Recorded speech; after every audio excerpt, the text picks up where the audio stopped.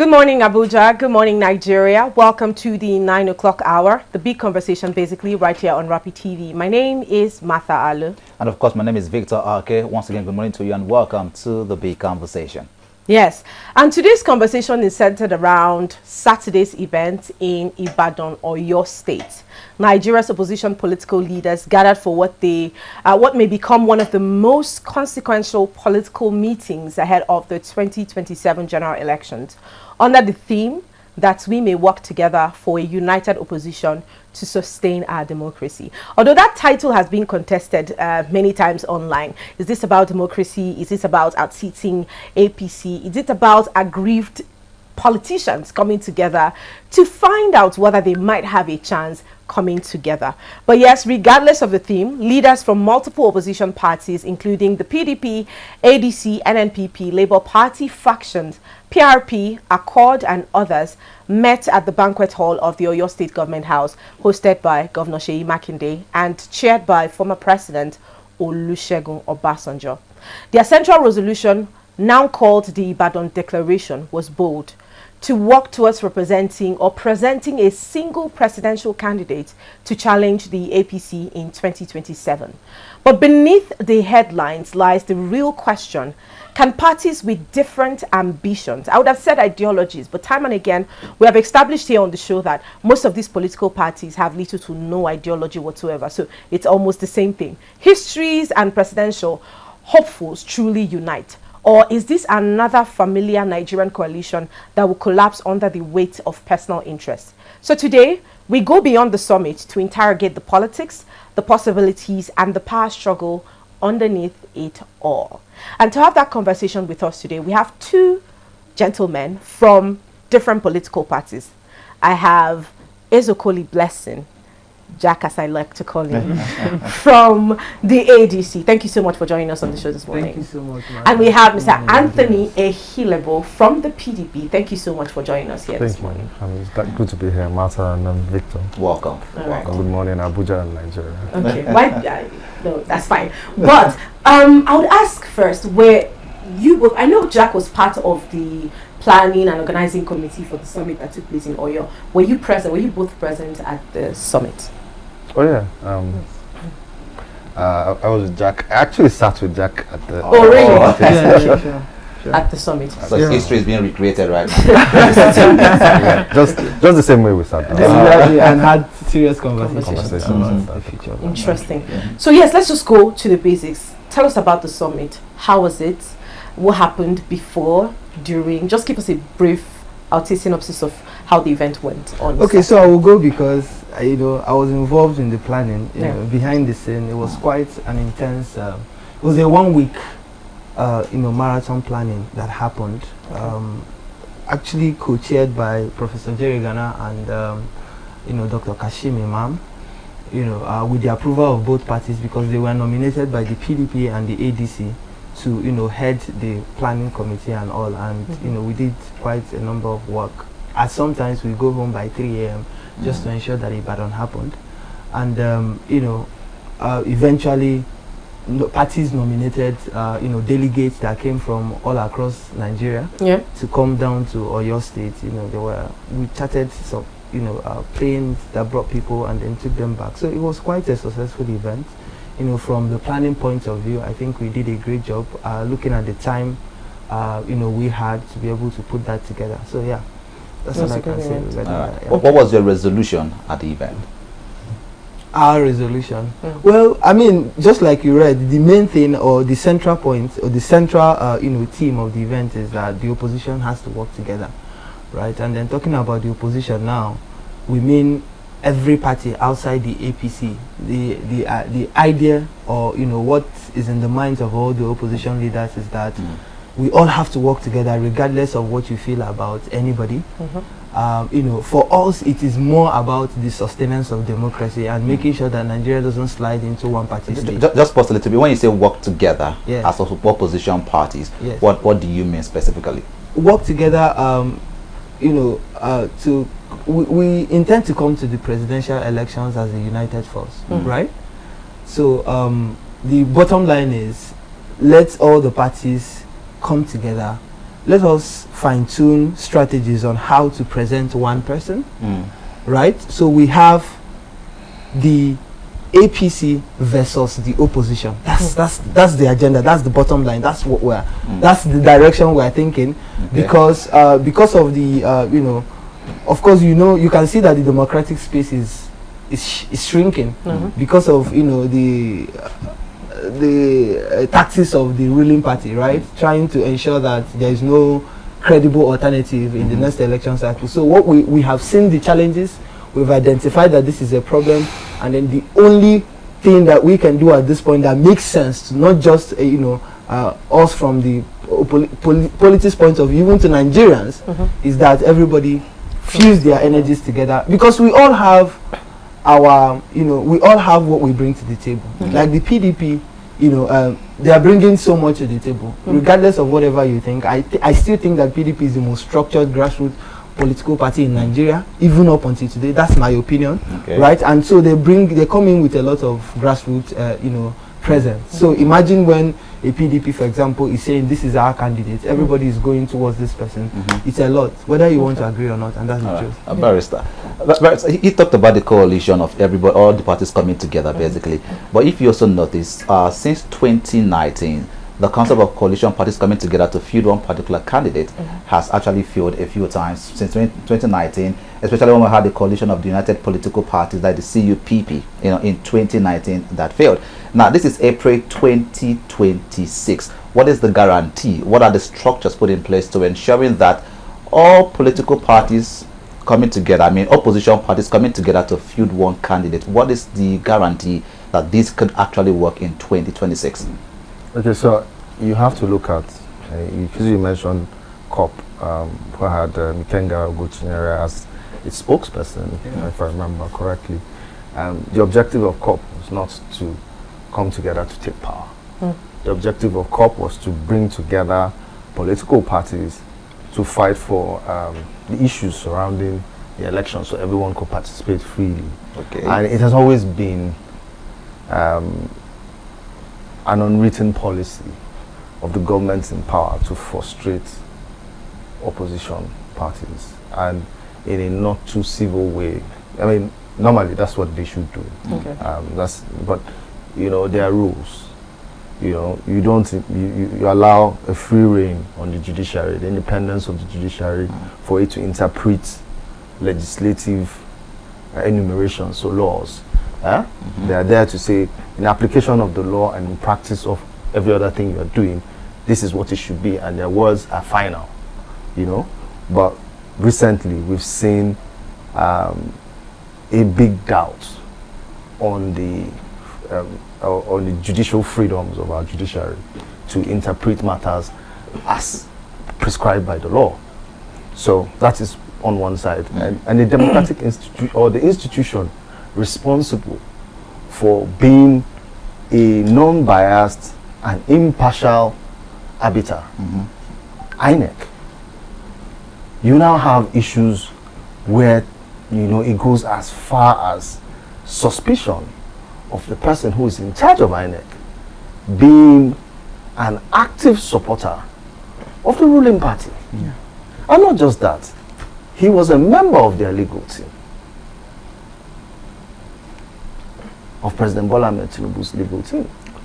So when you've had that level of partisanship, and there's evidence that you cannot be an unbiased umpire, a couple of issues COP could have dealt with. It still exists. COP is still there, so it's not gone. But there was a need for all political parties to come together, seeing the existential threats that I have mentioned in the judiciary, the unbiased nature. Again, you have the security agencies. So you'll see a plethora of cases being instituted, specifically targeted and directed at opposition leaders to frustrate the capacity to plan, the capacity to sort of campaign on the ills they see that the government in power is committing against the people. Could you give us an instance, basically, on the intentional fight against or frustration against the opposition party? Give us an instance. So for instance, whether you like it or not, hate him or love him, one of the strongest voices in the North today that is seen as pragmatic, is seen as experienced, because he's been a minister, he's been a DG of BPE, he's been a 2-time governor. It's Nasir El-Rufai. Yeah. So ignore whatever he has said on TV. I think a government that understands the rudiments of politics will know that as soon as you arrest, and in fact, I think he baited the government. And now we have a case to come to your channel and say that he's been politically witch hunted, because far more worse things have been said. Let me say something. Not even said, and in action. We've seen Asari Dokubo threatening to shoot down planes. There was a time planes were Nigerian army, and he told them that if they fly past his house, he will shoot them down. If that is not terrorism, and you see people with guns around him. No, I think we're beginning to get a culture of where people are afraid to speak up. So, time and again, before any other party had their problems, I kept saying the problem in PDP, it's just a tester to see if and how docile Nigerians are. And I think that we must address the docility of Nigerians, particularly with regards to the lavish expenditure of this government without commensurate infrastructure delivery, right? So I always query why we come to stations like this, and we are talking about the inner threads of political parties, their activities, without talking about the very, very, very important issue in front of us, is that I cannot travel from here to my village because I'm afraid. Look, I'm not afraid of any, but I don't even ever want to live with the disgrace of some small boys carrying canes and flogging me in the bush. But Barrister, you see why we cannot only consider that is because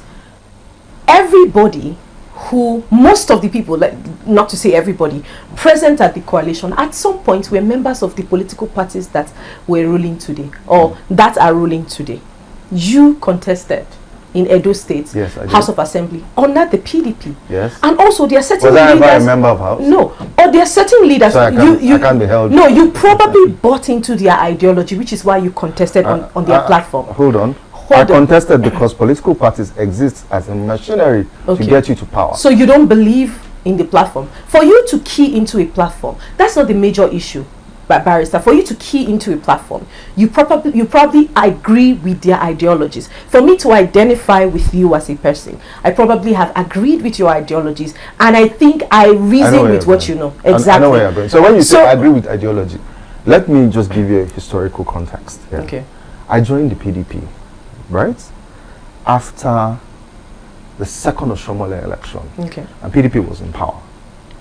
And I saw them cede a state to another political power. I said, very interesting. Yes. This is the kind of politics I want to play. These are the people I want to join. And I joined the PDP. At the time I joined PDP, it was, yes, I think it became the fat kid that ate too much cake and forgot what it was meant to do. You go to rallies, they'll say PDP. Instead of saying power to the people, exactly, they will stop at power.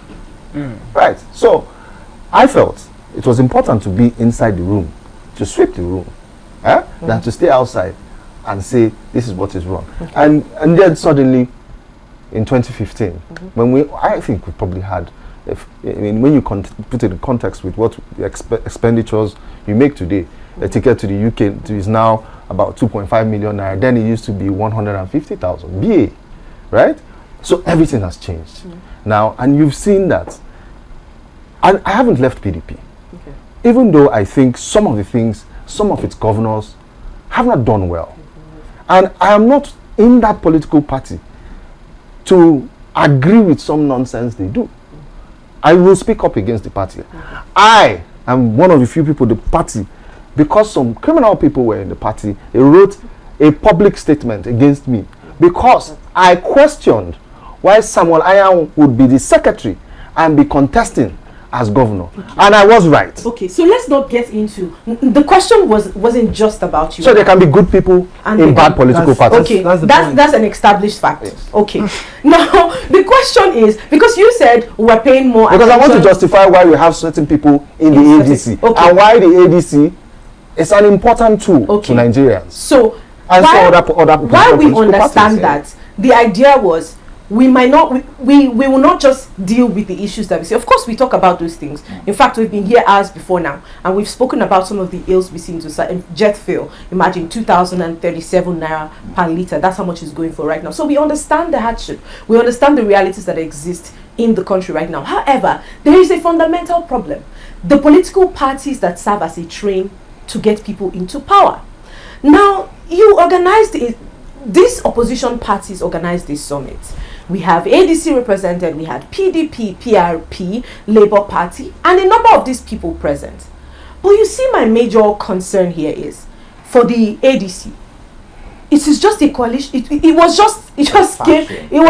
just came in. You know, in 2020, 2025, 2026, we started hearing of ADC. You know, ADC has a faction now. We have the is it a natural faction? Hold on. Just hold on. I'm heading somewhere. Hold on. Tell you that ADC. Okay, you have David Mark led faction. You have Nafiu Bala. For the PDP, you have Turaki. Who is the secretary of Nafiu Bala? Hold on. Just hold on. We are heading somewhere. You in the PDP, we have what's his name? The Wike block, and we have the Turaki led block. Hold on. It's very interesting that you're giving a narrative. Hold on. That has been debunked by Femi Falana, no less person than Femi Falana, who has identified in 11 minutes all of these things as. Do you know this is where we get stuck anytime we have a conversation with PDP, because we end up going round and round talking about the fact whether or not they have a faction, what we see, what is accepted by the court, because we cannot come and Femi Falana was not part of the judges or the lawyers that represented anything in the case. He's just an authority there, and it is expected that when he speaks, his word should be adhered to because of his experience there. So hold on. So now we have all of these some parties, some faction of the party were present during the summit. Others were not present. In fact, today on the Guardian newspaper, a PRP faction rejects the convention, and they said that ADC's plot is to hijack the party. Hold on. So if we have all of these bickering here and there, no, there's no bickering. Martha, before I started this conversation, you know, I had thought I needed to give you context. Okay. So I gave you a context of the judiciary and where it is in its journey right now, and how altered in terms of the perception of the people towards the judiciary. People feel they will not. In fact, we're not even sure that we're going to get justice, right? But we hope. It is the hope of the common man. The last without hope, you will die, right? So there's that hope that the judiciary does what is right. But we have seen a plan that includes even the National Assembly. I have just woken up this morning and seen the second instance in 6 months where a member of the National Assembly claims that what was passed and what was eventually agreed on, and what was eventually put out as the document has not been the same thing. Now, it is not that the political parties have not done the right thing in terms of getting themselves together and trying to be. But you have a government, whether it is paranoia or insecurity, or the fact that they know that they have failed woefully, their next active plan is any political party that seems to have any sliver of hope is decimated. There is ruckus introduced. PRP was okay. They didn't have any problem. We're not disputing that fact. You have made the point I'm trying to make. So the APC, like you say, will cause rancor in these political parties because they don't want an opposition. So that means we do not deny the fact that there is there's an existing rancor in some of these political parties. So these oppositions coming together now to field a candidate. How do you sort the problem that you claim has been caused by the APC?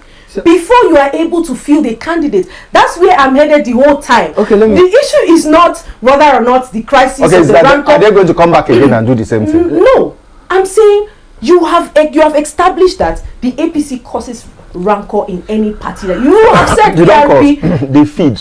And, They feed. and sustain. they feed and sustain. And fund. And fund. Okay, whichever language we And use, aid and abet. whichever language we decide to use right now, it Okay. is already established that these things exist within the party. So that's the narrative. So right? we all know that this is the truth. That's what we want to establish. That's here. what you are saying. You see, that's what you are saying. Those are your thoughts. I need you to establish. Listen. No, I you need to can't establish your facts. thoughts. No, you need to- What are facts? It's not my thoughts. They are facts. Oh, okay. What is So, and these are facts that have been re-echoed across By so who? many people. Femi Falana, Let me myself, let me ask you himself, question. almost everybody speaking But says that's this the is what- question. that is Hold on. what- The question Okay. still remains: how would you get all of these opposition parties that have that you have said been broken Probably not even by telling you or here, fielded because they are by the listening opposition? and they will come. I will probably not tell you. Okay, so let me come in here, Alright. intervene just a little bit. So first of all, I speak for the ADC, and I Okay. tell you we don't have a faction. We just have one, fellow that claims he's the chairman, and some of us have asked him what are the other members of your NWC. He has not been able to mention one person, Okay. not chairman. Not he said he's the chairman. So who is your secretary? Who is your vice chairman? Who is your NOS? Who is there are other offices now. It can't be just you running a party. That's one. So PRP. A few days ago, it was rumored that the opposition parties were going to move to PRP, and then 2 days ago, you heard of a faction in PRP, right? As I speak to you, there is also a case that they are keeping for NDC, right? P2B immediately he left Labour Party, then Labour Party automatically had no, but they are still in court, by the way, just so you know. So what am I trying to say? If you listen to the chief of staff of the president a few days ago, he told Honorable Leke to stay in the ADC and destroy it, that they are happy with what he's doing and he should come to their office, Of course, apparently they are talking about funding. So we know that government is funding all the, everything that is happening in all the So how do you pick the now bad eggs what we are going to do, so we can't pick the bad eggs out. First of all, the Constitution of the Federal Republic of Nigeria guarantees freedom of association, right? So we cannot chase anybody away from a party. However, the ADC is putting up what we call the Orange Book. There's code of conduct now. Yeah. There's a lot of things. ADC has introduced a manifesto. It will be launched soon, and you're going to see what we are bringing different. Now, ADC is trying to build a party that is now ideologically based. So when you're voting for ADC, you know that you're voting for maybe free education or something like that. That is what, because it's been done before. The time of in the Second Republic, you had political parties that were ideologically based, so you know what you're voting for, and that is the era we are going back to. Okay. So coming to should that be a foundation for any party to be formed to start with? So So when the ADC came together, Yes. I've asked this question a few times, but What is answers their have not ideology? gotten. What is the ideology of the ADC when you came together to form the coalition? so And the talks of the Orange Book has been existent since 2025, So- late 2025. So I have the Orange Book myself in my house as I speak to you, but like I said, it's not been launched, it's not public yet. But some party officials are reviewing it, making sure that it was given to me, because I lead the ADC, young leaders forum. So young people were expected to impute into whatever that is going to eventually be agreed and put to the public. Now, having said that, you talked about why ADC didn't do all of these things before the coalition was formed. Now, the truth of the matter is that the party was already existing, right? We only had elements come into it and then try to make it better. And that is the process where we are in at the moment, right? In trying to refine the party and make sure that it suits what Nigeria expects of an opposition that is serious. Now, as to how we are going to work together. No, but you've not told us the ideology. I want to hear the ideology. Is the ideology? So, like I said, is it written out yet? like Or there's I nothing said, yet? the process, Okay, so there's no we are in the ideology process, yet. we are in the ADC process. of creating an ideology. So you must. No, I want to understand. Let me the explain process of something to creating you. an ideology You for the see, ADC. Is that it? So you can't. An ideology doesn't come in one day. Even the American ideology of their governments and their governance processes was not. The Democrats and the Republicans didn't, in even 100 years, agree to the kind of ideology that they would subscribe to. Ideology is driven from two angles. Okay. So it's driven from the political party and the needs of the people. So the political party takes a cursory study and gets a feedback from people that this is what we want. Okay. So and most basic political ideologies revolve around economics.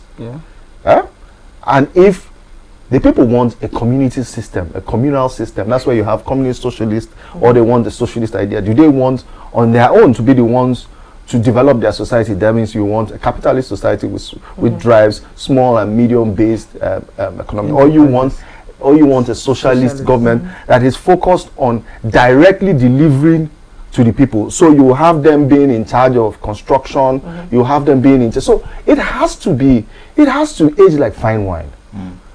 You know, I've had this question of asking about ideology, and I think we're asking the wrong question. Okay. Are they on their journey to finding the right ideology? But how do you want to represent a people when internally you have not told us what drives you as a political So party? the people have an emergency right now. Okay. They are not looking for what is driving a political But party. that's where we get it wrong all the time. Hold on. Let us get to, because you have to ask what the needs are. Okay. The needs of Nigeria today is to escape from Tinubu and APC. I'm telling you, every Nigerian right now, their number one problem is APC and Tinubu, because they are the people that made them. Today, when you say every Nigerian, I hope you remember that there are people who paraded themselves with underwears in Kano State in fielding support for Tinubu. When you say every Nigerian, I hope you know there are people online that believe their belief is contrary to what you say right now. So when you say every Nigerian, I will always ask, how did you arrive? Nigeria now. Exactly. So how did all of us are arrive? Okay, so let me say every sane Nigeria. let me put it but Victor, aren't you trying to escape APC at the moment? Is a direct question to you. I haven't said to that I'm trying to escape APC. No, but are you happy with the government? When we see what is wrong, we definitely call it out. We have this We definitely call it out. And where it is. Yes. But you talked about ideologies and of course the process of metamorphosis, aging like fine wine. Now you're a member of the PDP. Yes. And the PDP, you know, one of the strongest parties we have in Nigeria, being in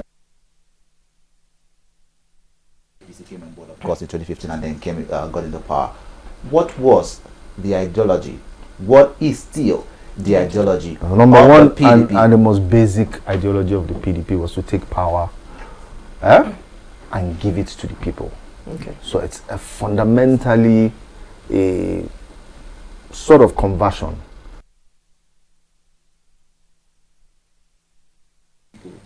Who had been through political experiences, and they came together and they said in 1997, 98 to take power back from the military and give it to the people, because they felt the military was deciding everything within themselves. That was ideology then. It came into power, it took that power, it achieved that. It then, through Obasanjo Atiku, started a capitalist drive to grow the middle strata of society, so people with middle income, you know, grow that base, because if you have a stable middle income guys, they are able to transit and bring a lot more people out of poverty. So he believed in the capitalism, not sort of social capitalism, because it was transiting from, and that's where you saw Obasanjo introduce policies of privatization and a lot of things. So a lot of capital started coming into Nigeria. And then you had Yar'Adua, who was a bit conservative, right? So you see Yar'Adua also, because he was president, tried to affect the ideals of PDP. And by the time he died, it went to Jonathan, who was more of a capitalist. And so he focused, and that was typical of the people around his government. So he had an Okonjo-Iweala, he had this lady that was in stock exchange, Aruma Ote, he had additional. So these are guys that were capitalists in their minds, and that's why you saw a lot of small, medium-scale enterprises thriving. That's when you had the introduction of, that's where the birth of Andela, Flutterwave, which drove Paystack, drove the digitalization of our economy, introducing fintech and all of that. It created that. So Obasanjo introduced GSM, made it accessible, and then you now had internet, and then you now had this. So what we've seen is a revision of some of these policies, because these things cannot exist if you do not have a judiciary that is seen as independent. Okay, No just hold that thought. Yeah. Let's go out on a very quick break. When we get back, we'll keep up with this conversation. Please stay with us.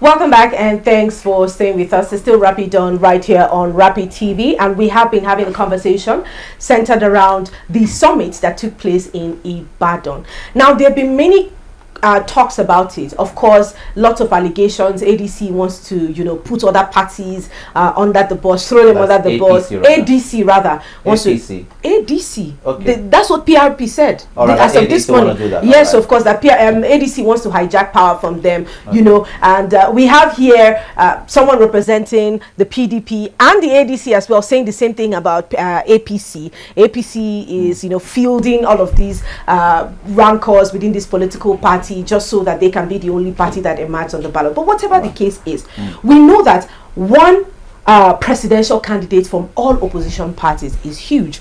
And the thing is, without one candidate, the vote will be splitted among the oppositions, which gives APC an upper hand, which is the mathematics that I believe that this summit is trying to solve. All of these people combining their votes just so that whatever they have can surpass whatever the APC has, so that they become like a substantial opposition that will be represented at the ballots. But one question I believe that we haven't answered so much in the public space is, first, who will step down for who? Secondly, who appoints the candidates? How are you running your primaries? How do you come up with a constitution from within this coalition that will guide your activities, that now makes you a credible opposition against the APC? These are questions I would really love for you to answer this morning. Okay. So, thank you. If you look at 2023 elections, you see that we have 4 top, candidates in the election. You had President Tinubu, you had Atiku Abubakar, you had Peter Obi, you had Kwankwaso. Right. And these 3 individuals, aside the current president, command something in the region of 14 million votes. And pulling them together to come to the room at the first instance, for me, as far as I'm concerned, is even a major achievement, which the current people in power don't even believe that that was going to happen. So first of all, we've passed the first hurdle, which is to bring these guys into the room to start with. And now you have smaller parties like the Accord that has a sitting governor in Osun State. We have Labour Party that has a sitting governor in Abia State, who is doing very well, by the way. And then we are going to be able to pull all of these people together. Again, what is going to be the guiding principle is that it's not about an individual aspiration at this point. Maybe a few weeks ago I would have said, it's about the individuals, will support this and will not support that. But right now, where we are internally as opposition, I think it's gone beyond that. Everybody is now thinking in the direction of how do we ensure that we sustain our democracy, because that is far much more fundamental than every other thing you want to do. But if you cannot unite your party, how can you sustain a national democracy? So here's the thing, like you already know, these divisions, like we've already pointed out in the first session, were being fueled by the opposition. Right? Sorry, they are fueled by the people in power. However, we have, just like the governor had pointed out to them and warned them, that look, Operation Wait is going to come back if you guys don't do the right thing. So if you're talking about how we are going to unite, I've told you already that the leaders are now thinking in the direction of sustaining democracy, which means that everybody at the moment is even looking for how to shove their personal interests first. And then we come together and then tinker on how all of us is going to come together and then present one formidable candidate that will be able to defeat these people using data. Now we're looking at data, right? It's no longer about what everybody feels, our personal opinions and emotions and all of that. Now we're looking at data strictly, right? Who has the capacity to upset this current government? What is the combination that excites Nigerians? What is the combination that gets you results? What's the combination that can win the election? What's the projection? No, it's not about now. I'm no longer speaking. I mean, you're part of the So you're using the numbers, previous numbers. No, not just necessarily previous numbers. So we've commissioned a couple of polls, okay, and there are preliminary reports as to where Nigerians are tilting towards, and we're looking at it. Okay. Like I said, if you listen if you listen to Malam Nasir Rufai, a few times he was on TV, he said it that polls have been commissioned, right? And I've been opportune to see the preliminary report of those polls, and I can tell you that where we are now, Nigerians are already projecting who they think will be able to win the elections. Unfortunately, I'm not going to be able to say that now here, and my reasons is very simple, because the reports are not out to the public yet, right? But when it comes out, right, you're going to see that the opposition is going to work strictly based on data, and whoever the coalition, the leaders sit down and throw out, that is the person everybody's going to close ranks and support. All right. You talked about data. Earlier, you also mentioned what I'm about to ask right now. In 2023, during the presidential election, President Bola Tinubu for the APC, 8.79 million votes he got. Atiku Abubakar for the PDP, around 6.98 million votes. And of course, Peter Obi, around 6.1 million votes. The two parties combined, that is PDP and the Labour parties at the time, got around 13 to 14 million voters at the time. Individually, not collectively, but individually, of course, that vote was divided amongst them as it is. Now, this is the 2026 again. You're coming together to say want to form a coalition, right? Now, in 2023, the internal crisis wasn't as intense as it is right now. I don't want to use the word faction again, because I'm sure you're ready to hit on that. But you'll agree that there are internal crisis right now in the various parties. With this internal crisis, again, what is the guarantee that we can actually come up with these numbers even? The truth of the matter is that the crisis pushed by the media, right, is actually not what exists in real life. And I'm going to tell you again, with all due respect to some of these questions, the reality on ground is that there is actually, for example, if you ask those other so-called factions, they don't have anything. They don't have state chairman. They don't have local government chairman. So it means crisis in the party? So it means no. There are disagreements. There's disagreement, and it's obtainable everywhere. Even in the APC, they have disagreements internally, right? It's just that nobody has been mad enough, to go to court and say, "Oh, I am the chairman." Do you understand what I'm saying? But there's, especially when you have a lot of Look, in the last election, Peter Obi and his supporters, the obedience, the block where I came from, we operated differently. Atiku and his people operated differently. As a matter of fact, we went against each other, right?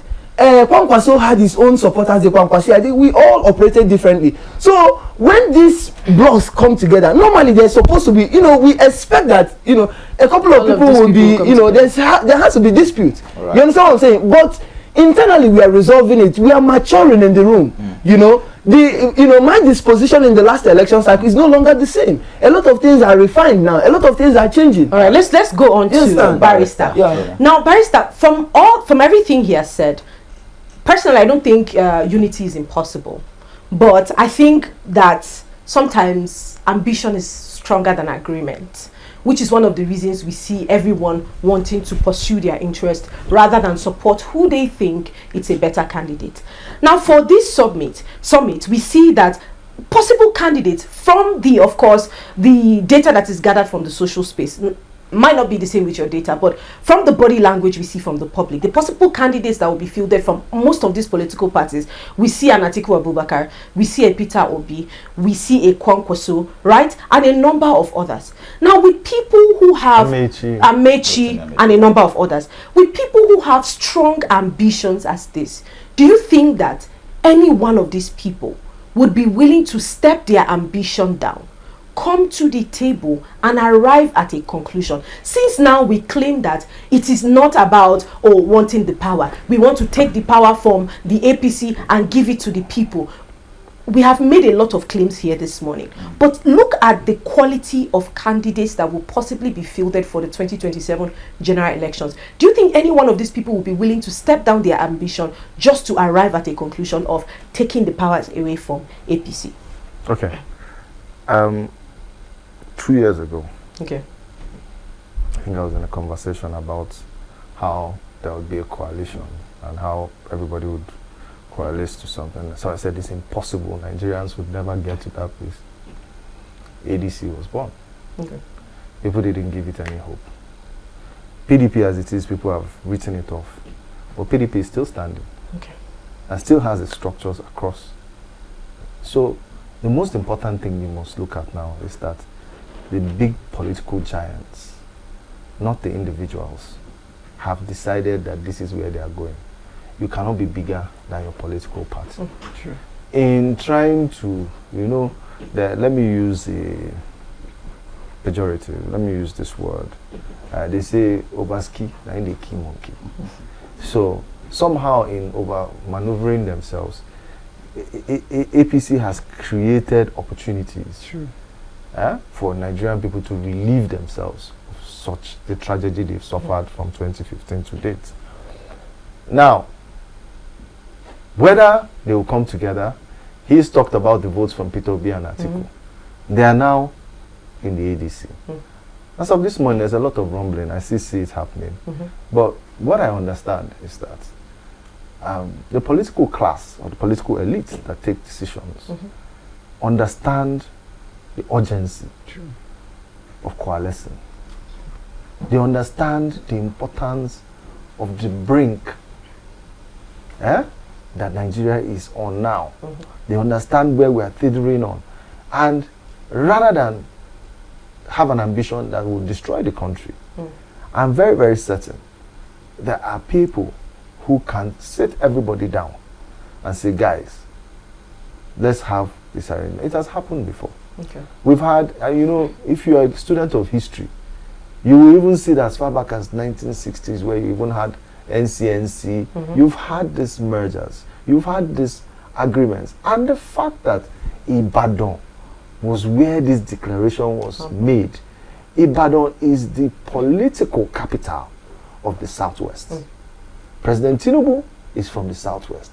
If people can come to the political capital, Northerners, Southeasterners, people from the South, people from the Middle Belt, leaders, people who are respected, even though you say they are people, but you see, we are not America, we are not the West. We believe in people who have gone through experiences, who have a perception of history, right?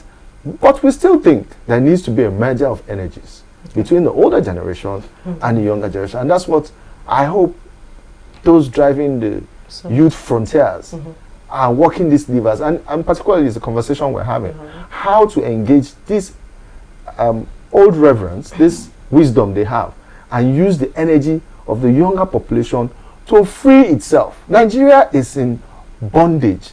This bondage is financial, it's economic, it's spiritual, Right. and in all fronts, it's demeaning to Nigerians.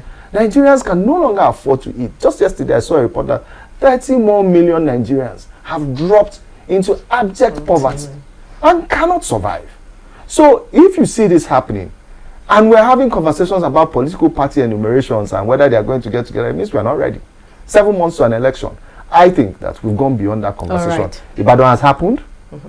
So what's the next steps? Thank you. And we Thank can't you. share that with you. Thank you. Would have loved to continue this conversation, but thank you so much, Barrister Anthony Ehilebo. Thank you so much for joining us on the show this morning. Thank you, Mr. Ezekoli Blessing, for joining us this morning on this conversation. But yeah, just to wrap this up, I would say that the biggest test is not signing a declaration. It is surviving candidate selection. When this summit, after this summit, if they are able to select a candidate, then I think Nigerians will start to understand the language they are trying to speak. But until then, let's see how this politics plays out within these parties. Thank you so much for joining us on the show this morning. Of course, remember that we are active across social media platforms on Facebook, on Instagram, on Twitter, which is now X, and on TikTok, it is at RapidTV. On YouTube, it is at Official RapidTV. www.rbnradiotv.com allows you to connect with us from anywhere in the world. Thank you so much again for being here. My name is Martha Alun. And of course, my name is Victor. Okay, we'll see you tomorrow.